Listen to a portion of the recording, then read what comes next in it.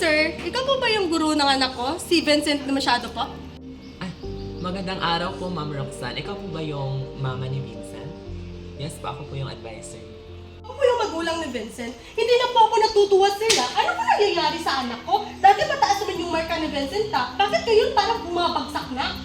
Kung alam niyo lang sir, araw-araw nag-aaral yung anak ko sa bahay. Tapos malalaman ko ganito kababa yung marka ng anak ko? Na para bang hindi siya nagsusumikap mag-aral? Opo, Ma'am Roxanne. Nauunawaan ko po na nag-aalala kayo kay Vincent dahil kahit na nagsisikap siya ay bumababa po ang kanyang marka. Tama po ba, Ma'am? Bilang magulang sir, alam ko po yun. Umiiyak po yung anak ko sa bahay. Sabi niya hindi niya raw maintindihan yung lesson niyo. Para practice tapos participate niya sa performance task, hindi naman dapat siya nahihirapan kung marunong lang kayong magturo. Kung tama po ang pagkakarinig ko, Ma'am, ay bukod po sa bumababa po yung marka ni Vincent ay napapansin po ninyo na parang nabaliwala lahat po yung effort ni Vincent. Salamat po sa pagbabahagi, Ma'am, dahil alam ko po at naunawaan ko po kung paano po kayo makalala bilang isang magulang. Pero pwede po bang umupo ka muna para mapag-usapan po natin ito ng maayos ng Roxanne?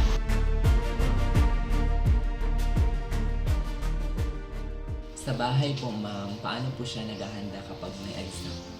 Nag-aaral naman po siya sir, pero minsan nakabala rin.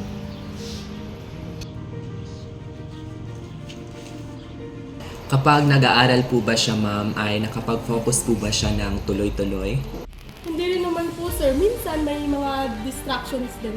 Ano po yung napapansin niyo po sa kanya sa exam po ngayon, partner po? Minsan napapansin ko po siya sir na panay cellphone na lang siya. Tapos minsan naabutan din siya ng madaling araw. Bakit po napapadalas ang kanyang pag-EML? Meron po ba kayong mga problema sa bahay at nagsishare po ba si Vincent sa inyo? Medyo komplikado yung sitwasyon namin sa bahay sir. Pero hindi din naman nagsusumbong si Vincent sa akin tungkol sa mga nangyayari sa kanya araw-araw. Salamat po sa pagiging bukas niyo po, Ma'am Roxanne. So, base po sa records ni Vincent, ay mabuti naman po yung mga activities niya, kompleto din po yung mga quizzes niya, tsaka sa performance. Kaya magaling po talaga si Vincent. Gayun pa man po, Ma'am, ay napapansin ko po talaga sa class record ko na sa exam po talaga siya mababa.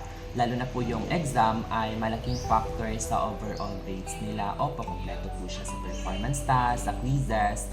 Pero isa lang po kasi yung exam at pagkatapos po talaga yun ng quarter. Kaya wala na po itong kahati. Doon po talaga mababa si Vincent.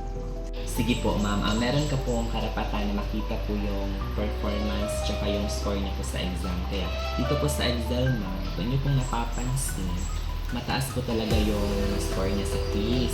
Dito din po sa performance. Pero po, yun niyo pong nakikita. Yung mga exam niya po talaga ay 26 over 60. Meron po siyang 19 over 50. Kaya dito po talaga siya. Ito po yung computation rates niya.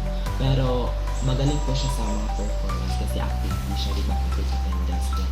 Sa exam lang po talaga siya.